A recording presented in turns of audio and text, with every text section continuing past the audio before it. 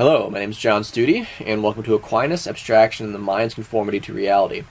And in this presentation, I will detail an account of how Aquinas understands that our minds truly come into contact with reality through the process of abstraction. And after examining Aquinas' view, I will take a look at two other accounts of human knowing and offer a Thomistic critique of each. And in particular, we will be examining the theories of John Locke and John Dewey. However, before we begin, it would be helpful for our discussion to speak a little bit about Aquinas' understanding of the mind-body relationship. And in our day, when people think about the mind-body relationship, they typically conceive of it in terms of two completely separate substances, something akin to what Descartes would offer, who proposed a theory of the mind-body relationship where the body was res existentia, or extended being, which was purely material and mechanical, and res cognizans, or thinking thing, which was purely immaterial, and the two somehow related. However, Aquinas' understanding of the soul is not that of the substance dualist like Descartes. Rather, the Thomistic understanding of the material world is hylomorphic, meaning that there is a substantial unity of form and matter, so that they are never two separate things, but always two aspects of the same substance. And this includes his theory of the soul. And the soul for Aquinas is simply the form of the living body. And what this means is that the soul, as form, is the principle of organizational unity which causes the matter of the body to serve as a source of operation in a living body. Together, the soul and the body compose one unified substance. On Thomas's account, then, there is no radical gap between the body and the soul and the mind, because these are not two separate or distinct things. These aren't two separate things, but are two aspects of the same substance. And the soul is present not just to one part, but is truly present to the whole body and to itself. There is not one bit of the substance that is cut off from the powers of the soul. Hence, again, for the Thomist, there is no mind-body problem as is found in a theory like Descartes or that of other substance dualists. Now, how does this relate? Well, the soul has various operations, which are called the nutritive, sensitive, intellectual operations, or powers. And in particular, I want to focus on the sensitive and rational powers. And now, the sensitive powers each have a proper organ through which they operate in the body, such as the eye that sees. But it's important to note that these sense organs always stand in potency to their proper object of sense. For instance, the eyes simply do not create the tree which they see. Rather, the eye receives the sensible form of the tree as the light bounces off the tree and into the eye. It's also important to note that sense experience for Aquinas is the starting point, or the beginning point, for all further knowing. And now on the Aristotelian and Thomistic account of understanding, human knowledge is simply not innate, contra Plato, who more or less believed that we were born with the understanding of forms, and it's just that we've forgotten it, and that through careful questioning we can come to remember what we already know. That's not the case with Aristotle. We are a blank slate, or Aquinas. We're a blank slate, and the forms are impressed on us through learning. And the way this learning takes place is similar to how a computer gets new information or functions. A computer without a central processing unit won't do anything at all. In the same way, if we simply do not have anything intuitively grasped or anything by which to operate or to interpret new data that comes through the senses, we couldn't go on to moving. We couldn't move from potential knowledge to actual knowledge. And the way we move from potential knowledge to actual knowledge is through the process of abstraction, which uses the first principles as a way of removing all of the accidental properties of being and leaves behind only that which is essential to a thing.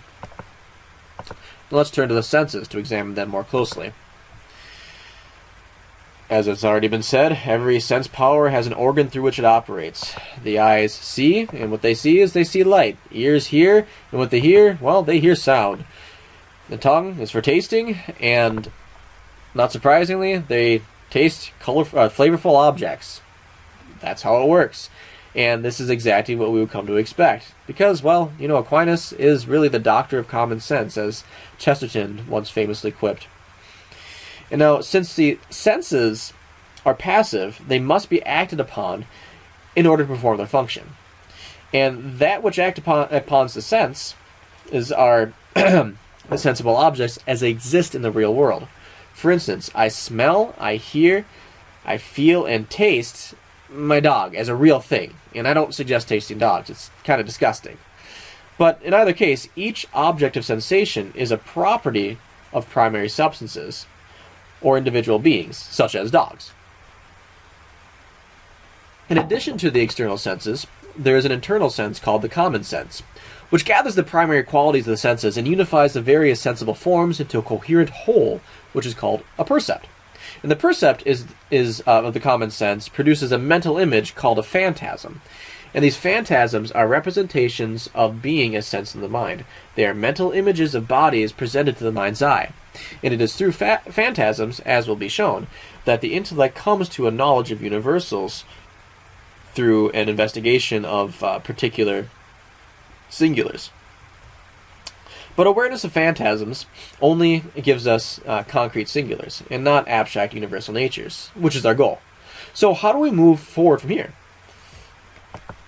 Well, we move forward from knowledge of material singulars to abstract universals through a process called, surprisingly enough, abstraction. And this corresponds with the first level of reasoning, called simple apprehension, and serves as a starting point for any reasoning which takes place whatsoever. And abstraction comes in 3 degrees. First of all, we have abstraction from individuals to concentrate on common characteristics. So individual to concrete.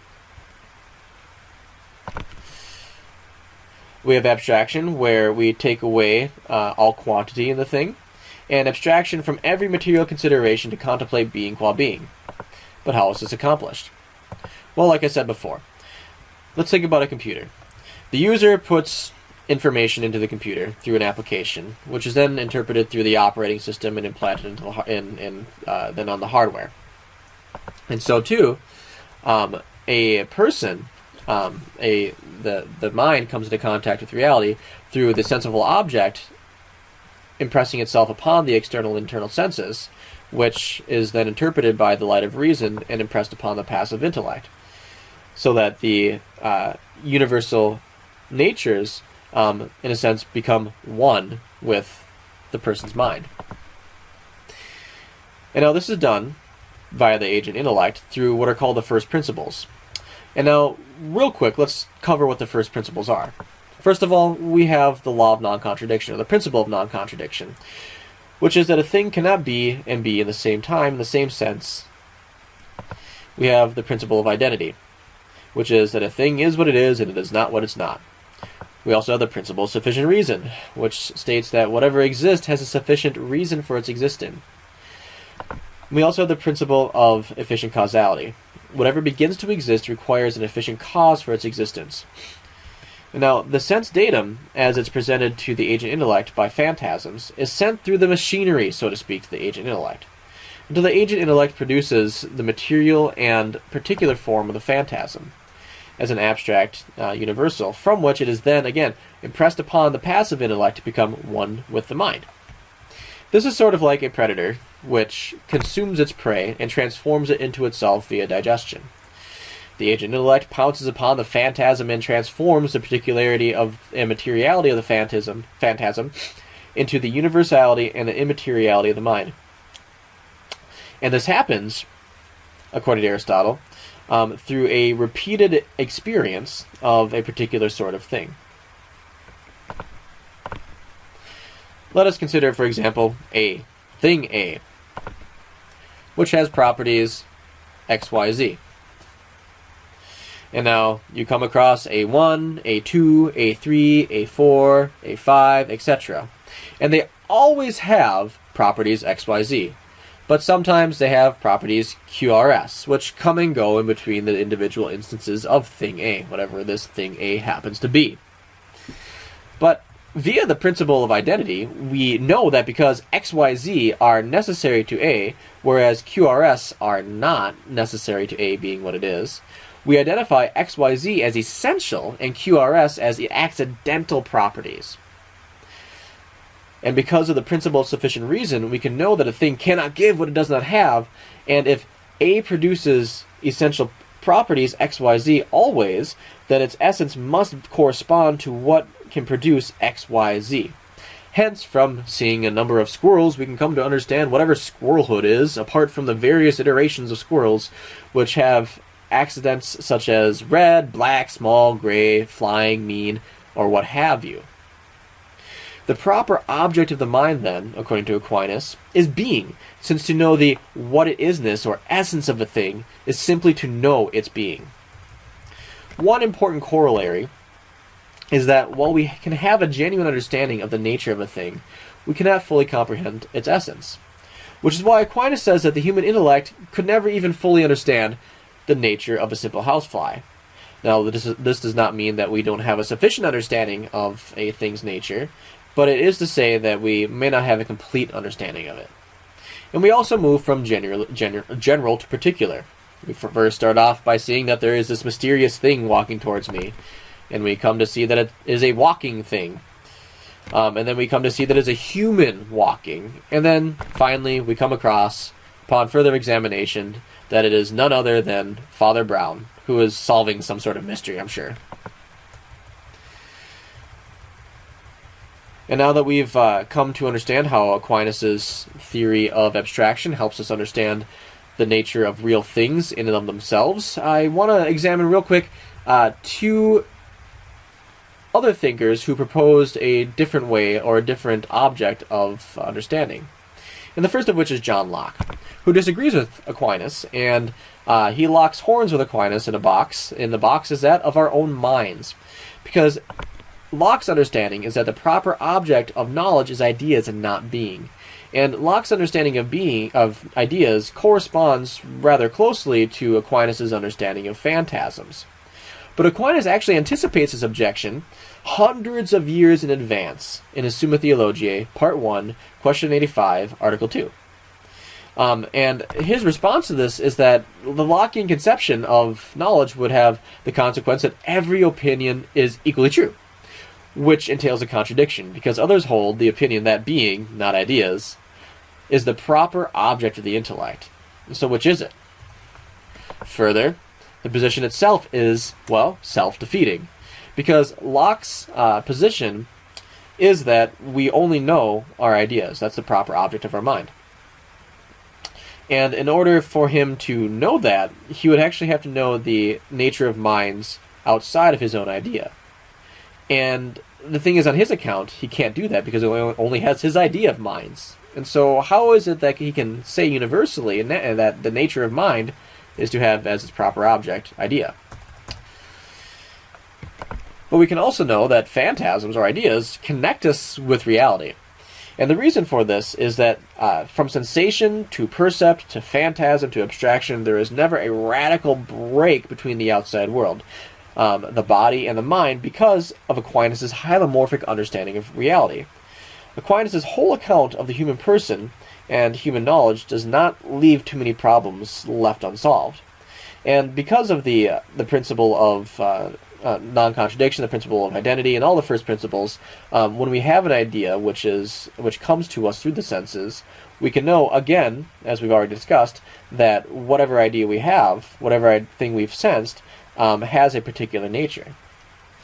Now, finally, I think that Locke's position provides only an accidental explanation as to why the productive arts or the sciences have been so radically successful, especially in the last few hundred years here.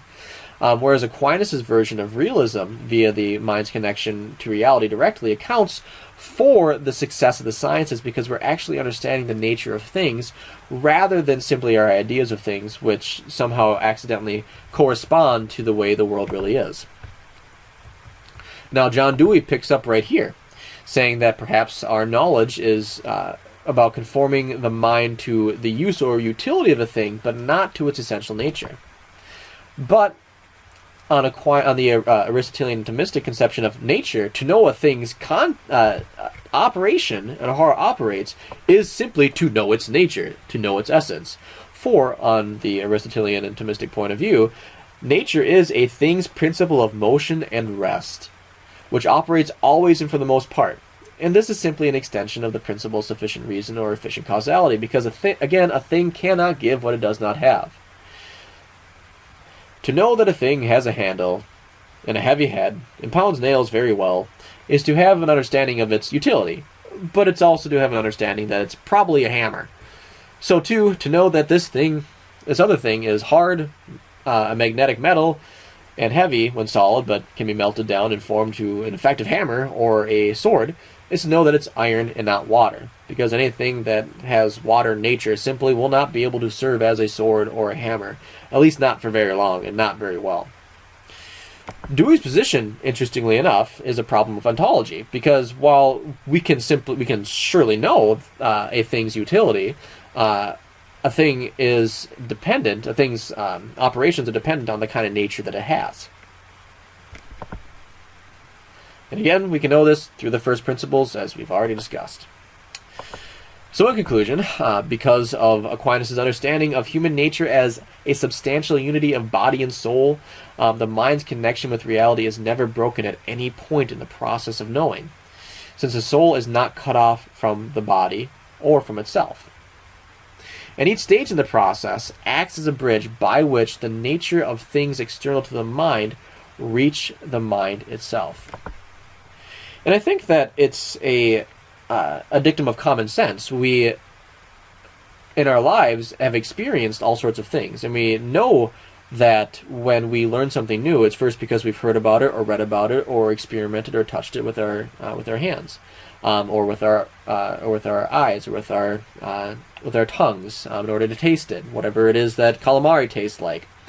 We know those things first through our senses, and while it is the case, we can also come to know new things that we have not directly experienced. We only know those things because we first knew about others through the senses. For instance, if we know that all things which have matter reflect light, and there are things on Mars which are material, but we've never seen Mars, then we can conclude that things on Mars reflect light, just like every other material thing. Now again, this process of abstraction and coming to understand the universal natures of things is the beginning point of all reasoning, and from this spot of simple apprehension, we can then move on to judgment and reasoning and get on with our philosophy.